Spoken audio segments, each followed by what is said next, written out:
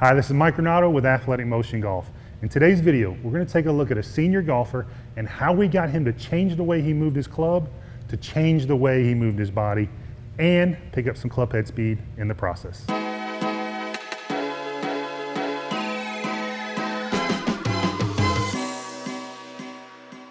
So here's our senior golfer, and what's really cool about this case study, before and after, whatever you want to call it, is that he came into us kind of complaining about not being able to do the things he used to do. Now, this golfer is 70 years old.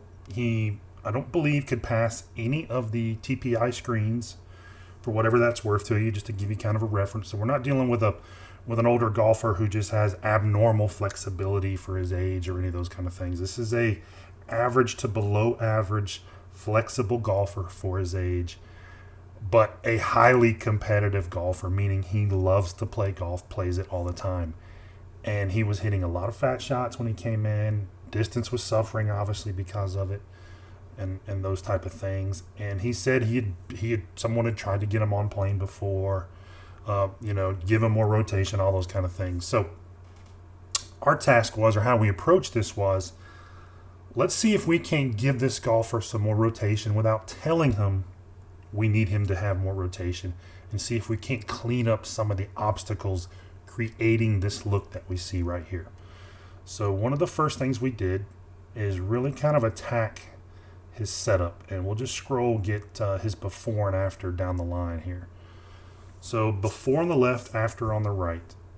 And you can see the setup differences right away. This center of pelvis line is, I believe, the first time that I've seen the center of pelvis line be outside of the footprint, or in this case, way behind his heels. So what that's doing in his golf swing is it's forcing him to somehow create some sort of a counterbalance. So he's even taking his rear end deeper than where it started. So he's got a lot of mass moving away from the golf ball. It's an extremely out of balance position to be in. So he's using the club, arms, all those things in this really steep position right here just to counterbalance his body movements, his concept of what his body movements should be. The difficulty is once you get the club that far out of position, he's 2, 3, 4 feet off plane with the club head.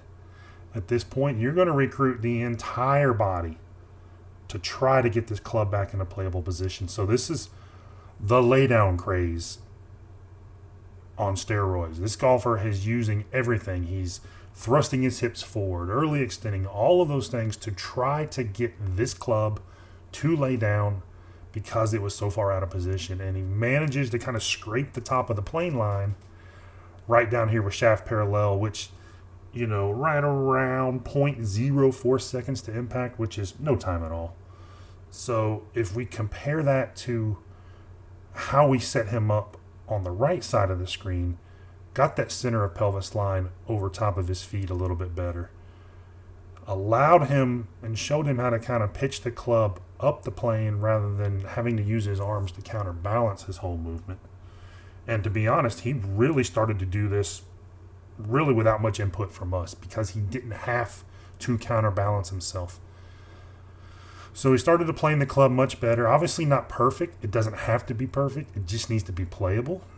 And you can see here, infinitely playable to where that club head is relative to the plane line and the after versus the before. So on the downswing, when we want all of the cool stuff happening, all the rotation, all of those things happening, we're not just recruiting every ounce of strength and endurance that we can muster to put the club back on plane. We're actually swinging the club faster on that nice arc around us. And you can see he pretty much planing the club right from the top versus being, 6-8 inches above the plane coming down the before swing. So he's having a much easier time now having energy to rotate himself open. You can see how much more open he is at impact. So we didn't discuss being open at impact. We didn't discuss more rotation at all in the golf swing or in his golf swing.